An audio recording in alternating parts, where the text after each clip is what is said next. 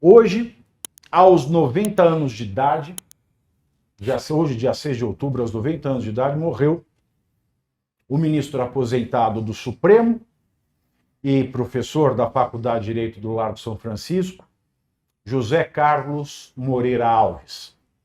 Ele atuou na corte, no STF, por 28 anos, de 1975 ao ano de 2003. Desde o dia 23 de setembro, ele estava internado em um hospital de Brasília e morreu hoje em decorrência da falência múltipla dos órgãos.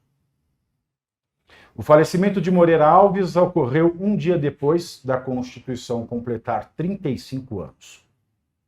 O marco se relaciona com a carreira do ministro, porque no dia 1º de fevereiro de 1987, foi ele, porque ele era presidente do STF, que instalou a Assembleia Nacional Constituinte. E todos os ministros do Supremo fizeram homenagens ao professor Moreira Alves, que antes de ministro, eu sei que a gente se refere à pessoa pelo cargo mais importante que ele teve. Mas mais importante que o cargo de ministro é o cargo de professor, então, portanto, ele sempre será o professor José Carlos Moreira Alves. O presidente atual do Supremo, Luiz Roberto Barroso, divulgou uma nota, aspas, um dos grandes juristas da história do Brasil, e que sempre honrou esse tribunal. Tenho a certeza de que o legado de Moreira Alves, que está presente no nosso dia a dia, continuará vivo nos julgados dessa corte.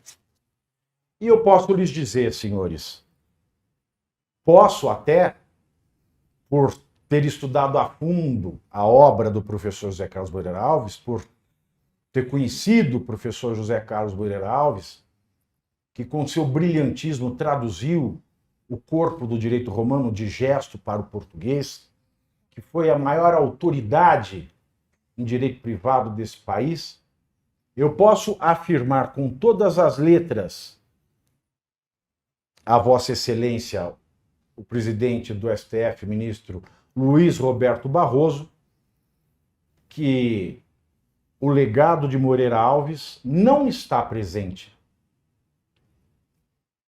nesta formação do Supremo Tribunal Federal. O legado do professor José Carlos Moreira Alves não continua vivo nos julgados do Supremo Tribunal Federal atual. Muito pelo contrário, e em especial em decorrência dos julgados de Vossa Excelência, Excelentíssimo senhor ministro Luiz Roberto Barroso. O professor José Carlos Moreira Alves sempre ensinou e sempre deu seus pareceres, seus votos, num sentido absolutamente oposto ao de Vossa Excelência. O professor José Carlos Moreira Alves é aquilo que eu sempre chamei, desde que estou na televisão, agora aqui no YouTube, de exemplo de notável saber jurídico. Quando alguém me pedir um exemplo, e quando alguém me pede um exemplo, o que é um notável saber jurídico? Eu sempre respondi e continuarei a responder. Exemplo de notável saber jurídico é a imagem do professor José Carlos Moreira Alves. Aliás, nós temos imagem do professor José Carlos, podemos, para as pessoas saberem. O professor José Carlos Moreira Alves era a encarnação do notável saber. O professor José Carlos Moreira Alves era aquele que, quando outros professores iriam palestrar, ninguém queria falar antes do ministro Moreira Alves, porque todos ficavam muito preocupados em serem julgados pelo discurso do ministro Moreira Alves, que era o professor dos grandes professores que esse país teve. Eu lembro de uma fala do professor também falecido, foi-se cedo, o professor Antônio Junqueira de Azevedo, um dos maiores civilistas do Brasil. Uma vez ele comentava, fui dar uma palestra em um evento e o professor Moreira Alves ia falar na sequência. Eu quase desisti de palestrar, porque perto do professor Moreira Alves, ninguém pode ter certeza de nada do que é o correto e o justo nesse país. Então ficam aqui as nossas homenagens ao professor Moreira Alves, que tenho a mais absoluta convicção, se consciente estivesse ao longo do mês de setembro, ele não compactuaria com o que o STF vem fazendo. Seja nos julgamentos dos 1.345 brasileiros denunciados no 8 de janeiro, seja nas inovações artificiosas que o Supremo vem tomando em matéria de aborto, em relação ao qual o professor era absolutamente contrário, a descriminalização da maconha,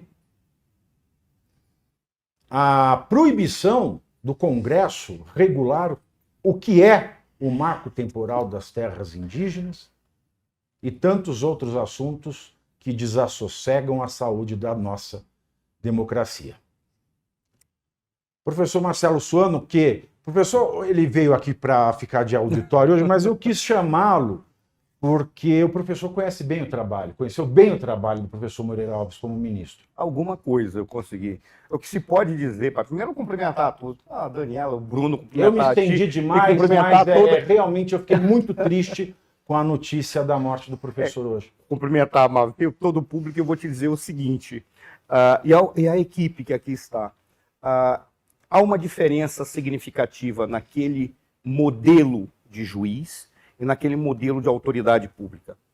Por qual razão? Porque era alguém que tinha consciência de que a sua autoridade derivava exatamente da credibilidade que ele passava pelo seu comportamento, além do seu conhecimento. Então, o que a gente percebe?